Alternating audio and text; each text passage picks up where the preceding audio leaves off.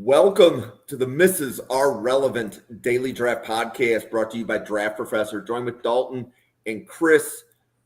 Guys, is good to see you. Chris, how are you doing tonight? I'm doing pretty good. We had dropped an interview today with, of course, Marcel Dorff of MMA Oddsbreaker podcast. Talked about the big Tom Aspinall injury, UFC 111 event tomorrow. We're going to be having from Auburn Pride. I'm going to have Phil Jordan. We're going to talk about what's going on with, of course, Hugh Freeze getting fired, who's going where from Auburn, what's happening in the SEC college search, or basically the new dating game. And a lot of big things happened this week, but I'm excited to talk about some defensive linemen right now. Yeah. So, Dalton, in between podcasts, I saw on TV that there was a Florida game. So I immediately flipped to it, and it turned out it was a basketball game. I think it was Florida-Arizona. It was a basketball game. I was confused as to how college football could be on a Monday night. Turned out it was college basketball. But how are things going in Florida world and the Giants world? Yeah, watching the game right now. We're losing by 4 minutes left, so hopefully we can come back. Giants not great. Jackson Dart looks good. Everything else sucks. But our show today was good, man. We had 816 views today, the most we ever had. So that was awesome. Awesome. Well, as Chris alluded to, we're going to talk about some defensive linemen today. We're covering more players than normal because we are figuring out that Monday nights we can cover more players. So buckle up. There's always going to be players that we cover on a Monday that you won't see in the tweets.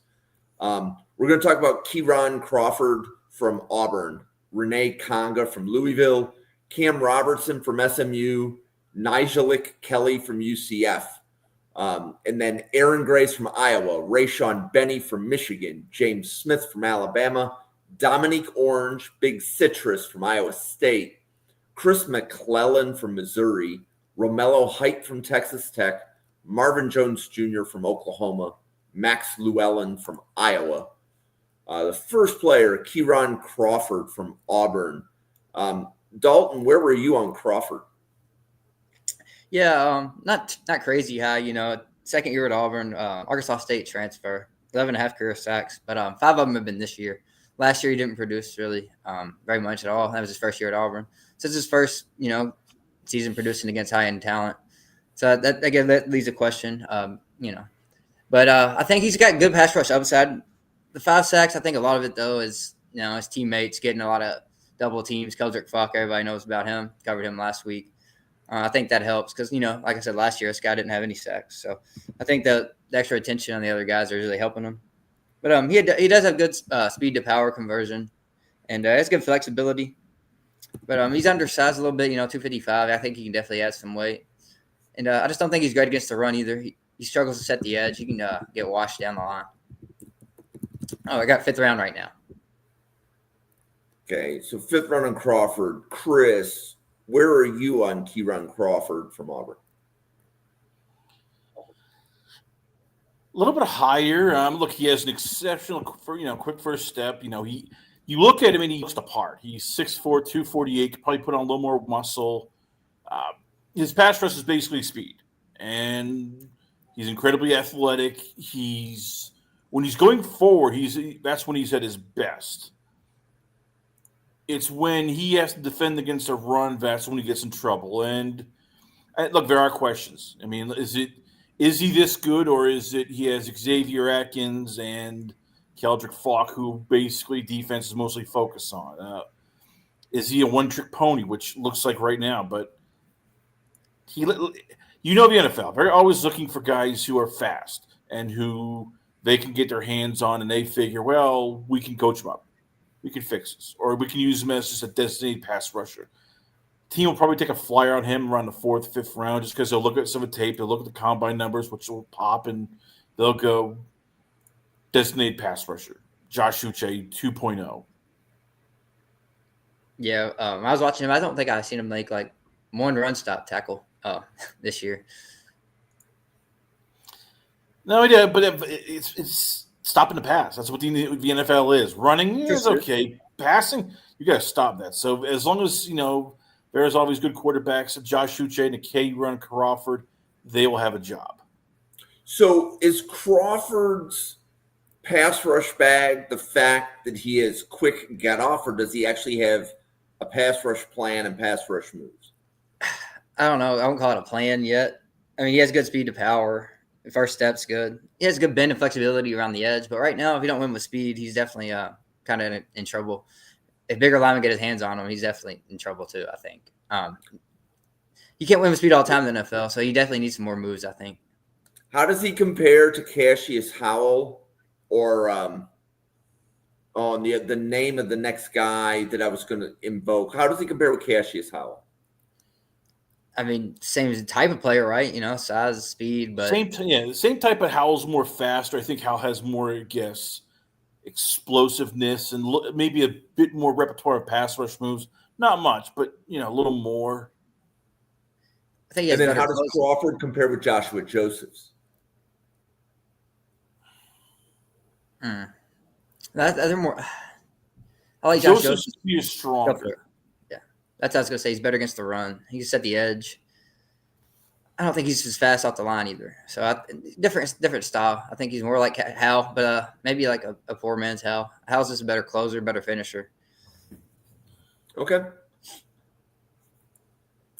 Next player, Cam Robertson from SMU. So Dalton, where were you on Robertson? Yeah, I didn't know much about him until this week. Started watching him, and I like him, man. He's got great size, 6'4", 260. A lot of the guys are 250, 245 coming out, so I like that. He can play the run or pass. 5 sacks this season, 12 and a half career, but he's been productive this year, and he's done it against good teams. SMU's had a pretty tough schedule if you look at it. He needs to add more pass rush moves and a plan, but he's definitely he gets under your pads. He can move you back. He's really strong for his size.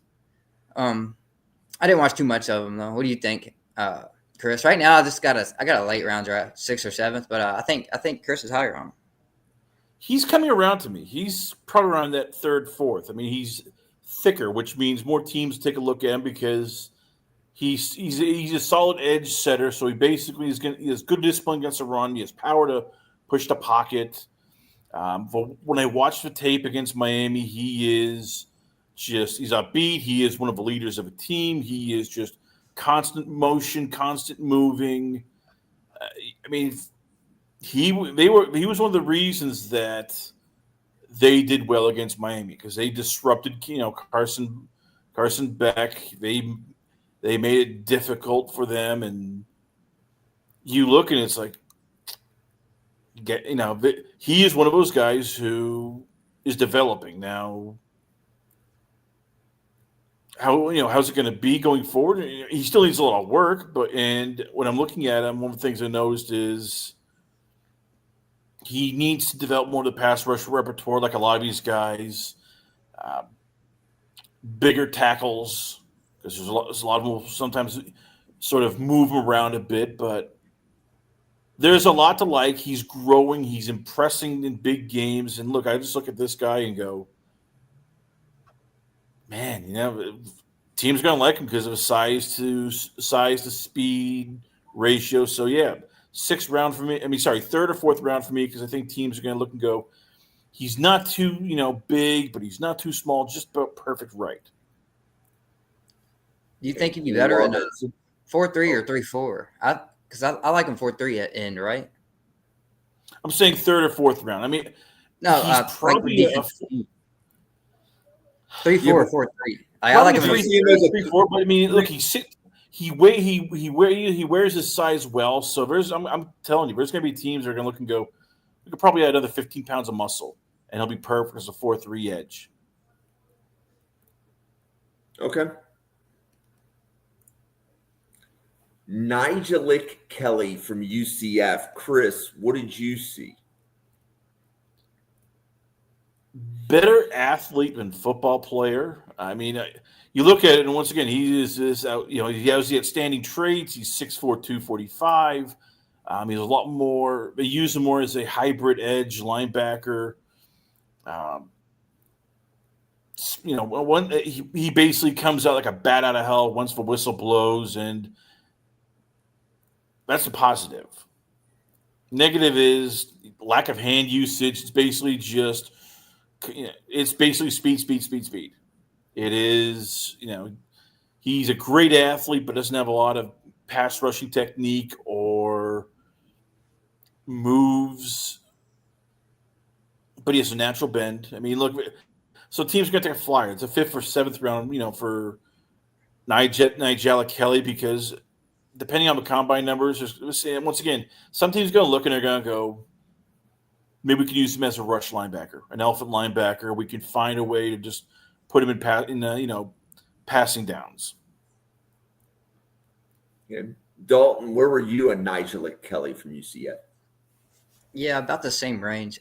Nothing he does really sticks out. Yeah, he's fast, he's athletic, but he don't beat with speed. He's not going to beat you probably.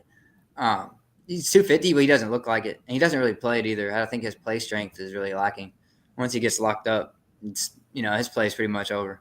Sideline to sideline's great. I think he might be a better backer, even though I know he's 6'5", 250. Maybe he could lose a couple pounds. I don't know. Learn to defend the pass, but I can't see him beating NFL tackles consistently. He can only beat guys that are really slow around the edge. He does have good bend and flexibility, but if he don't beat you with speed, he can't do much else. And then I guess the run, he's a liability. So I got him 5th or 6th round as well. Somebody will take a flyer on him just for pass rushing downs probably. Okay.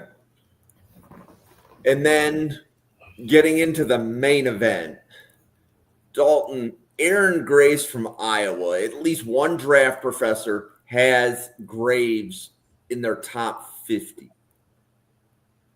What do you see with Aaron Graves, and where's your grade?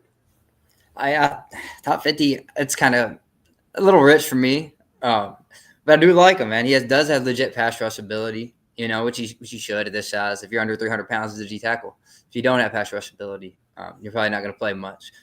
He does have natural leverage too. Great hand placement at the snap. Great motor pursuit. That's typical of Iowa though. You have to have that to play there. You ain't going to get on the field. So he's just typical Iowa guy. Great strength at the point of attack. I think he could add a few more pounds, but he doesn't really get washed out. He can hold his own against double teams and without getting washed down the line. Great punch timing, and he gets him in the chest every time. He has good IQ. Can read blocking schemes, screens, draws, that kind of thing. He can work both gaps, the A gap and B gap. And he has good natural pad leverage and good durability, man. 38 career starts. That's a lot of starts. So it's good to see. A lot of guys get hurt nowadays, and you never like that. I think his first step lacks speed, even though he's a good pass rusher. So if he can work on that, that'd be great. And he struggles to tackle in space. He lunges a lot when he's in space. And pass rush moves. His bull rush is his best move right now, so he's going to have to add more. But I do like him. I think I got around late 3, early 4th round right now. But he can move up, and I just want to see him put on 10 more pounds maybe. Chris, where are you on Aaron Graves right now? It fluctuates. It's going to depend on what he is. I mean, because you look at him, and he's built at 6'5", 295, so he's a bigger edge rusher, and there's probably going to be some D-line coach who will go, maybe we can make him a defensive tackle in a 4-3, a guy who's more of a penetrator, because we saw him in Indiana game. He was able to hold his ground against double teams. Iowa basically put a clamp down, made sure that Indiana wasn't just doing what they did against other teams there. He has that bull rush ability, natural leverage and hand placement, gets him right underneath the tackle and drives him back. He's has good football IQ. Like, he can understand, what's going to come at him for the blocking, how to adjust, and how to figure out where the lanes are without getting washed out. My concern is just he's not a great athlete. He's not, we talked about Keyron Crawford. We look and go, yeah, he doesn't do this, and this well, but man, that guy is fast. That guy is athletic. With Graves, it's more, yes, he does all this great, but he's probably more of that Iowa farm boy, not fast, sort of just, average speed, and how will he do against, quicker running backs, quicker tight ends, quarterbacks who are, getting around outside of the pocket. So that's why my grade is probably around a 3rd round grade, maybe 4th, but it depends on if he can play defensive tackle, he'll probably jump up to a top 50 because teams will go, ooh, defensive tackle, edge, we can play them both. Perfect. Okay. I was thinking of him as a D tackle for sure. I mean, he kind of reminds me of Braden Fisk, but I seem to put on, I just see him put on weight and had the same pass rush. Okay. Next player, Rayshaun Benny from Michigan. 6'4", 305 pounds. Chris, what do you like out of the Michigan defensive tackle? I mean, look, he's excellent against double teams. He's an excellent run defender because he handles gap integrity. He doesn't get out of position. He has he's pretty impressive. He can go sideline to sideline with lateral agility pretty good. And, like every Michigan player, he has a high football IQ. He recognizes screens, draws. He doesn't get, taken out. It's just there's going to be some first. He broke his fibula last year, so you're always worried about durability. He's adequate in terms of speed in his first steps, so you wonder if he's ever going to be able to beat tackles.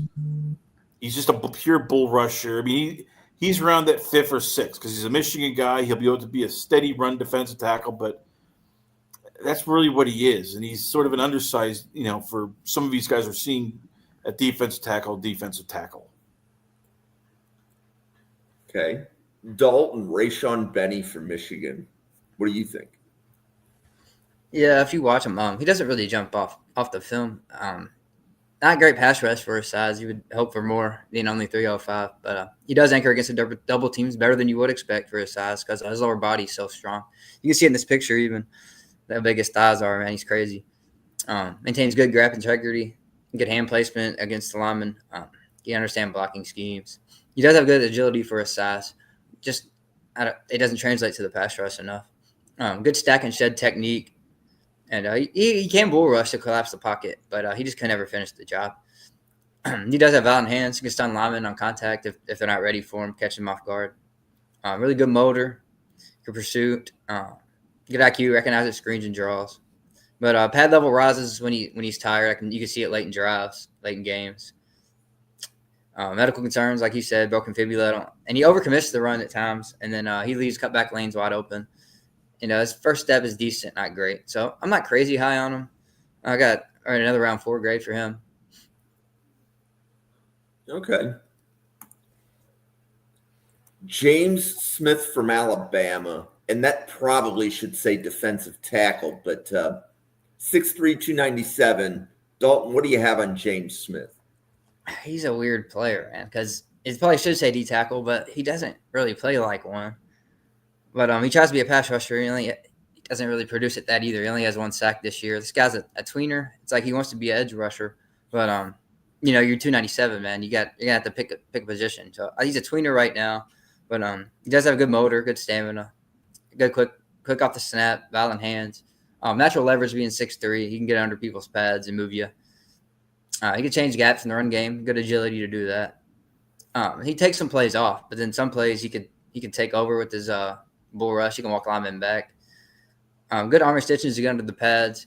I wish he would pick a position, and I think he'd be better served as undersized D tackle with his pass rush ability because he's just not fast enough to beat tackles around the edge. That's his biggest problem for me right now. So I actually got him around 7 right now. I like his talent, but he hasn't shown me much. What do you think, Chris? You see something better? About the same. I mean, look, in fairness, he's had to move around a lot. Tim Keenan III, who is their real nose bull tackle, has been out for a good chunk of a season, so they've had him as a defensive tackle. This isn't your usual Alabama defense where you have a lot of speed guys on the edge. They don't. So, look, he's flexible to bend the edge, but he's not. He doesn't have his speed or quickness. He looks like he has average arms. He has to improve in terms of read and react skills. He'll get caught off guard sometimes.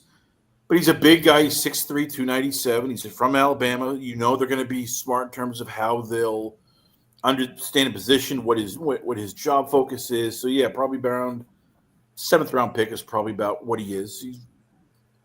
He's just a guy, unfortunately. Have you seen anybody with a high grade on him, Jim? I don't think I have heard too much discussion. I think it's more of a helmet discussion, meaning that, oh, he's the next Alabama defensive lineman.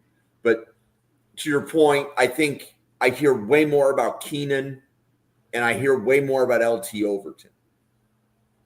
Right, 2 other players on that Alabama defensive line more than I hear people talking about Smith. But I believe you two are the first pair to cover this primary group of 8. But ironically, once you guys finish this podcast, every defensive lineman will have been podcasted about once. So now it's just different people kind of weighing in. So if you ask me in a couple of weeks, I'll be able to give you more opinions than James Smith. But we are the first trio covering him right now. Okay. This is one that I'm really anxious to hear, like how high you guys have Domonique Orange on your board. Because I took him in a mock draft and somebody said I picked him too high. But Dalton, where are you on Big Citrus Domonique Orange right now? What round was this mock draft? First round? Yes. Yeah, I think I was too high as well. I mean, I got him 3rd round. I got him 3rd. I like him. He's great. He's big. Tone setter. He's going to stuff the line. Really strong upper body. But he doesn't have the pass rush upside I want in the first round D tackle. I'm not a big fan of drafting the run stoppers early on. You can find those later on, and they can be productive. All you want for a D tackle stops to run is just to plug the middle and not get washed out by double teams, which Orange does that. But Sparks round 4. I like that. So I'm round 3. Just because there's not that many guys like him in this draft, and his strength is he's probably the strongest D tackle in this class, at least guys you hear about a lot. I just think it's questionable arm length, man. You can't really create separation from blockers once they get to him. Pad level gets really high when he's doing his pass rush moves. So his torso is huge, Limited flexibility, too, in his pass rush. Inconsistent gap discipline. But he's going to win with strength a lot. So I think some team might end up taking him, especially after the combine. I mean, if he does the bench press, gets like 40 of them or something. Somebody might go fall in love with him. Chris, where are you in Domonique Orange? I'm a lot higher on him. Look, let's call it what it is. He has probably the worst pass rush in terms of teammates you will find in the Big 12 or even in college football. Literally right now, the entire defensive line has combined, I'm not kidding you, 5 sacks, all of them. So, I mean, I remember with the Kansas State game, it's double teams, it's triple teams. Literally, the Big 12 looks at Tamatoa McDonough and Akana Ezoko and goes, you're just guys. You're just average, below average defensive ends. We don't fear you. Orange is the guy. He is a monster, though. I mean, you look at him, and he actually slimmed down. That's the scary part. Physical freak, bench 450 pounds, squat 650, clean 365. He has a vertical of 34 inches. And when he gets one-on-one, he's thrown centers back. Like, he is this huge, like, human grizzly bear of a defensive tackle. He has a good, diverse pass rush arsenal with clubs, humps, swim maneuvers. Yeah, the pad level gets a bit high. There is gap discipline. I think a lot of it is just he has to carry that defensive line for Iowa State because there is nobody else. And this is a guy when you get him on tape and you get him in the combine, teams will start going, man, he's a monster. In this defensive tackle class, there isn't really a pass rush specialist. So, again, I can see a team like the Chiefs who are desperate for a defensive tackle go to take him on the board for second round. Team like even Dallas Cowboys, who they can't stop the run worth their Colt will go, yes, well, let's take this guy to the second round because he can do one thing. If that one thing is damn good and he has some pass rush moves we can work with. Yep. And I would add the Miami Dolphins to that list too. And possibly even the Las Vegas Raiders. Right? I think there were a lot of teams that went into the last draft needing defensive linemen, and they didn't get them. Right? They may have not been counting on Buffalo and San Francisco, each drafting 2 apiece. So there's definitely, my opinion is that defensive tackle is a premium position with a very low supply. So I'm curious to see where more people have Domonique Orange graded.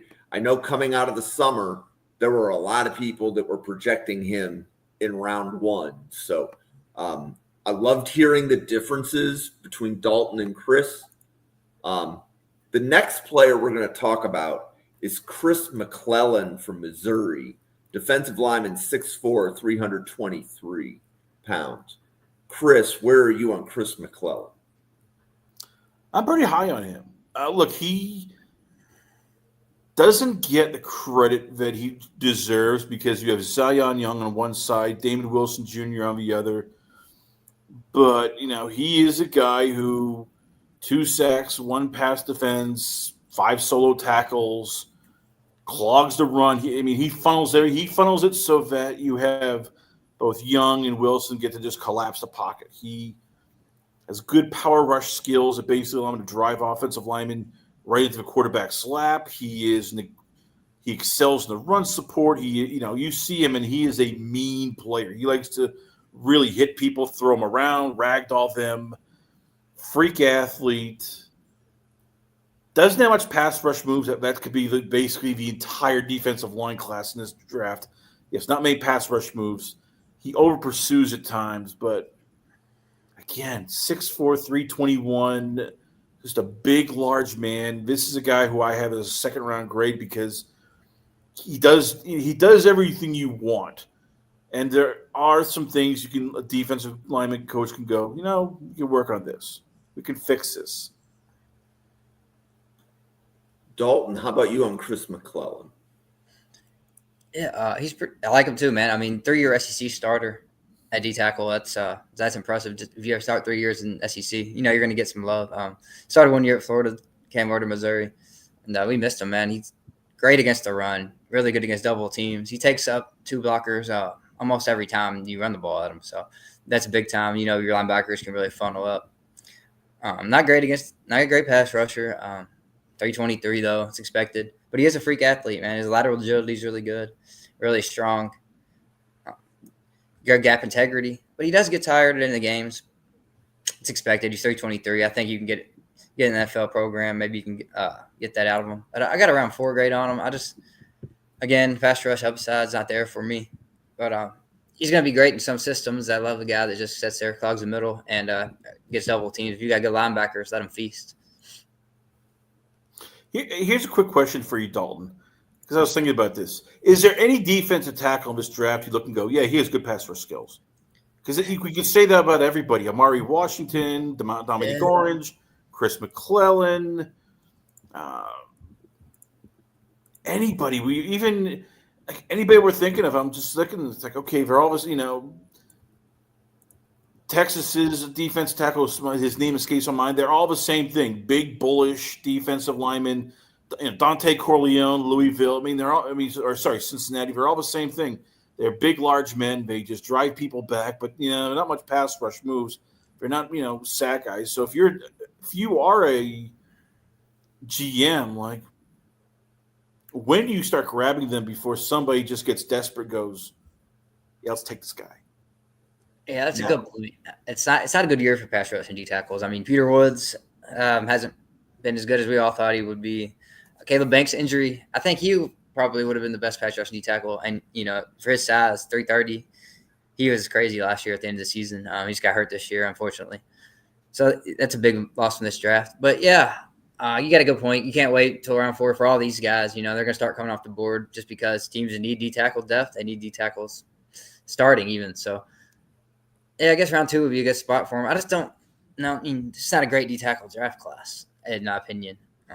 There's no studs. Peter Woods is clear number 1. I think Christian Miller from Georgia has some good pass rush upside, but outside of them two, yeah, it's pretty thin. And where do you put Amari Washington into that conversation, Dalton? I mean, I like him. He's athletic. He's strong. I got him a 3rd round right now, though, because he's just similar to the other D tackles. I feel like there's a lot of guys like that every year. This year is just they're getting this light because there's not as many good pass rushers as usual. Okay. I'll say this. There will be, just to end this year, we'll look back at this draft and we will go, why did either Chris McClellan, Amari Washington, and or Domonique Orange go in the 1st round? And then we'll look and go, okay, I see why. Because teams will look and go, we're banking on the future. We have a low 1st round pick. We know, that we already are set with other things.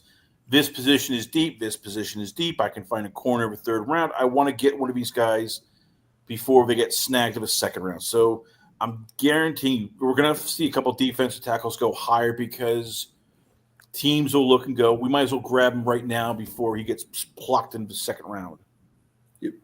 Like I said, short on supply. You need to draft them in some ways before or earlier than they're valued, because I thought TJ Graham last year went higher than anybody I saw have him graded. But there was a run on defensive tackles, and if he was the last one on Buffalo's board at a certain tier, you're going to trade up and make sure that you get him. That kind of thing. And yeah, like that's how you end up with a bust. I completely agree with you there, Ryan. Now I don't think TJ Graham is going to bust, but would I have rather have had 2 late seconds or TJ Graham? If one of those late seconds was Xavier Watts, I probably would have preferred to keep both seconds. But that's just me.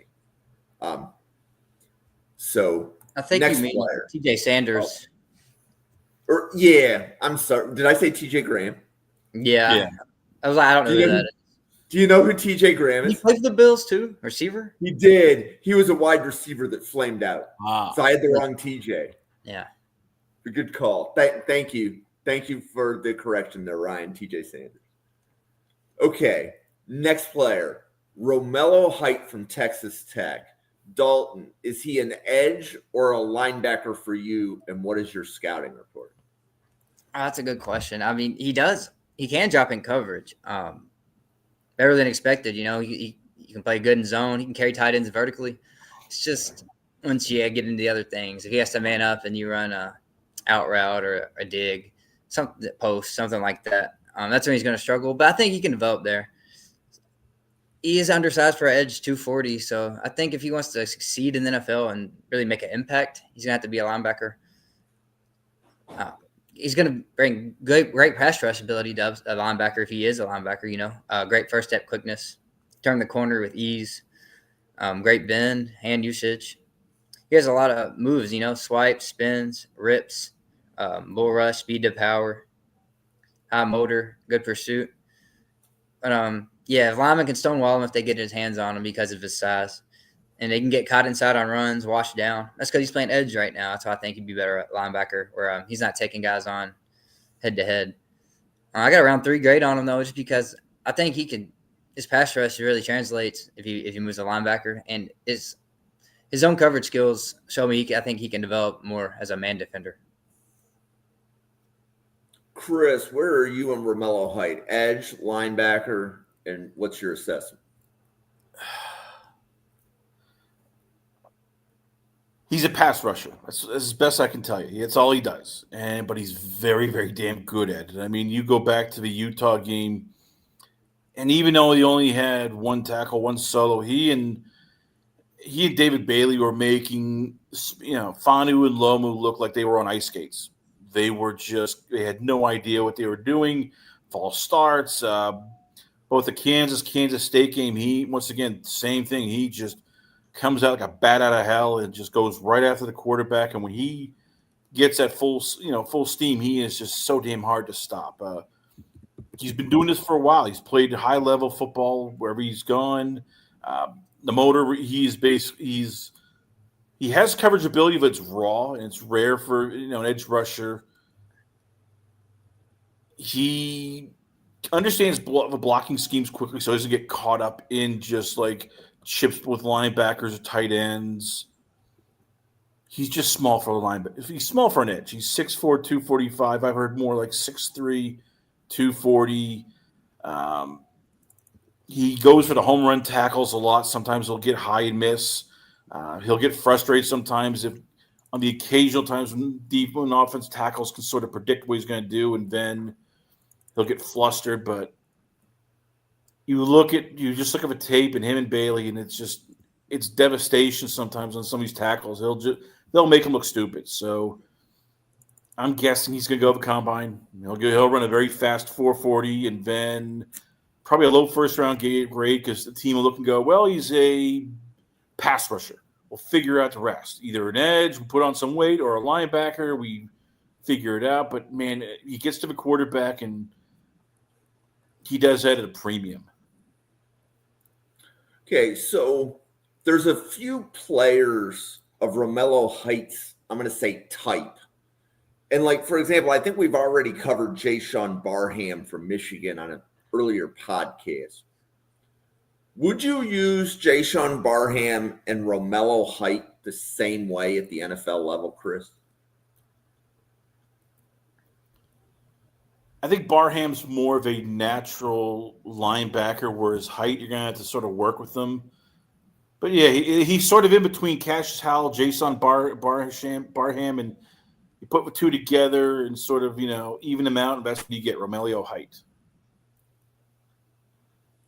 How about you, Dalton? Rayshaun Barham, Romello Height, do they play the same position?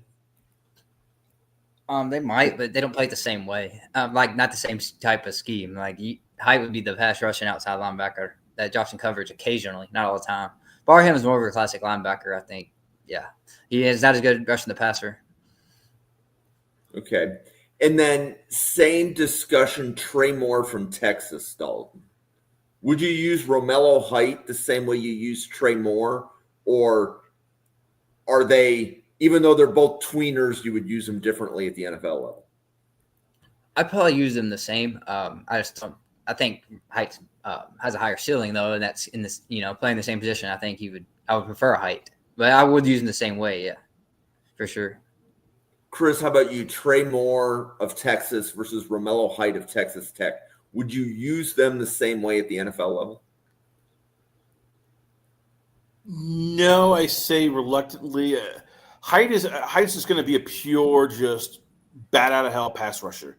I think with Moore, you get a guy who has enough weight on him where it's like, okay, he can set the edge. He's around that 260, 265 range. All right, a little bit heavier. We'll need a bigger defense tackle next to him, but we can have him as a guy who can set the edge. Height has more, I think, home run ability with the pass rush.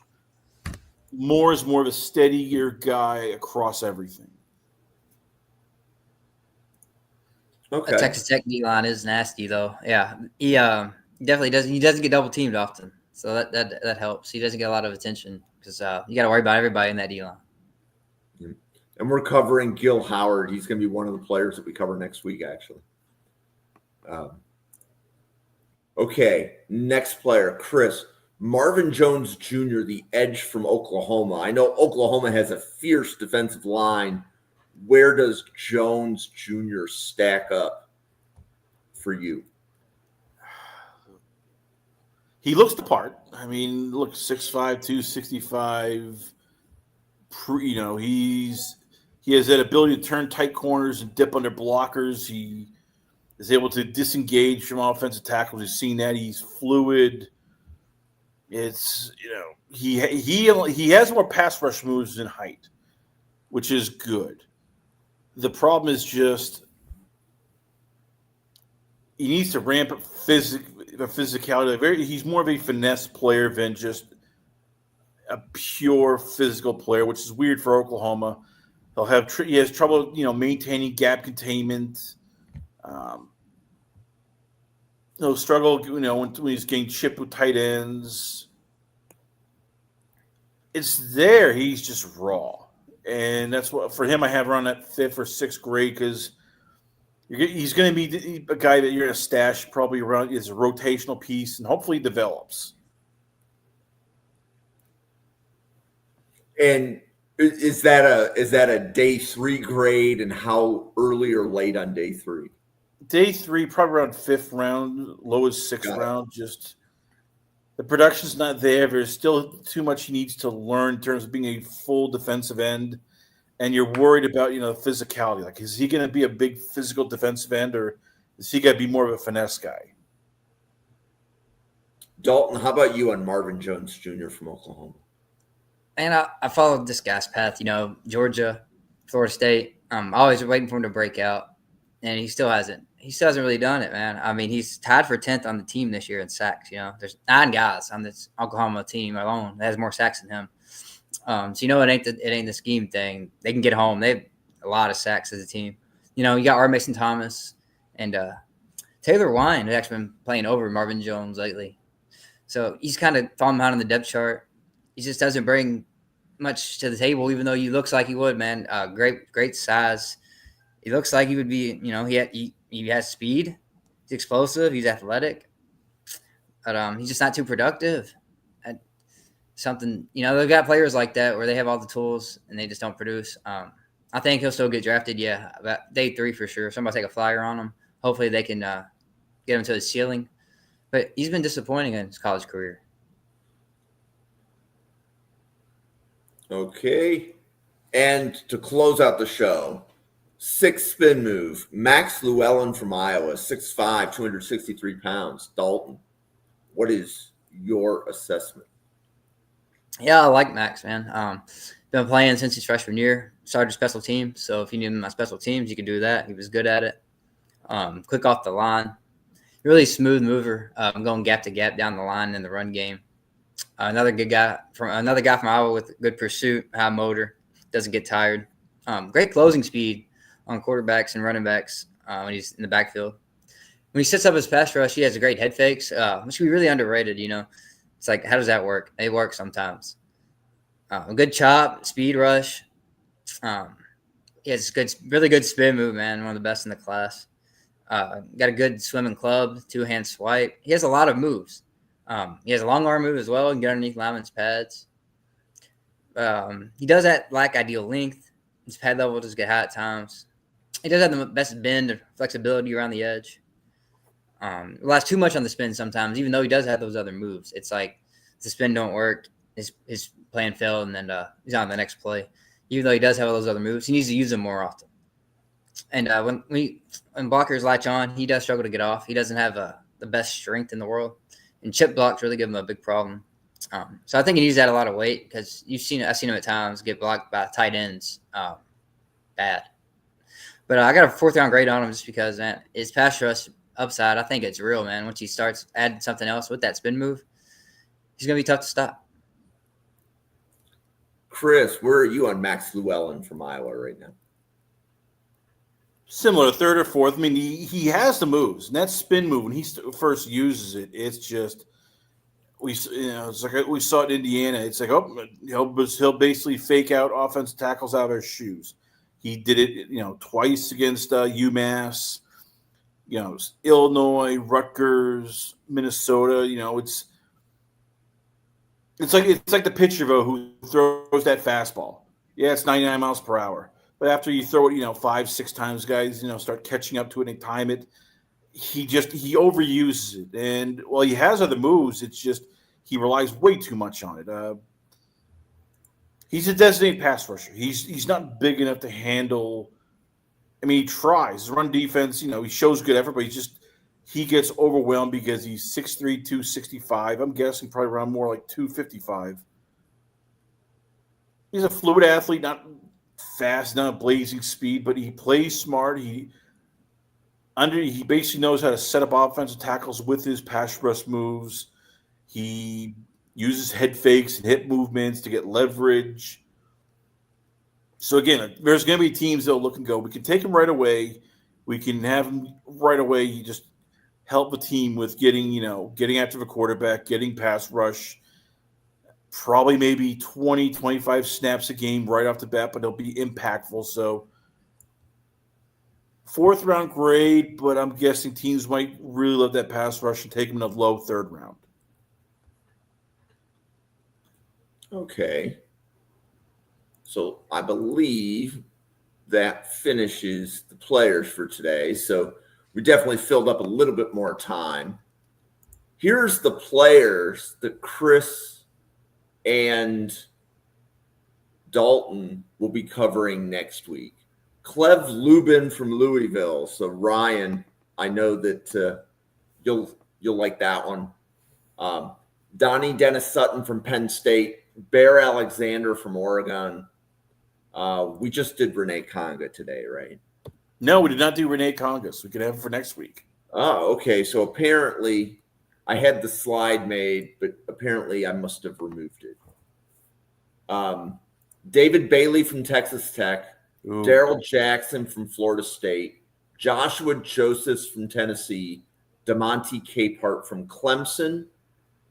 And then our bonus will be Tyler Anye-Edem from Texas A&M, Terry Webb from SMU, and Skylar Gill Howard from Texas Tech. And I can add Landon. Let's do Landon Robinson next week too.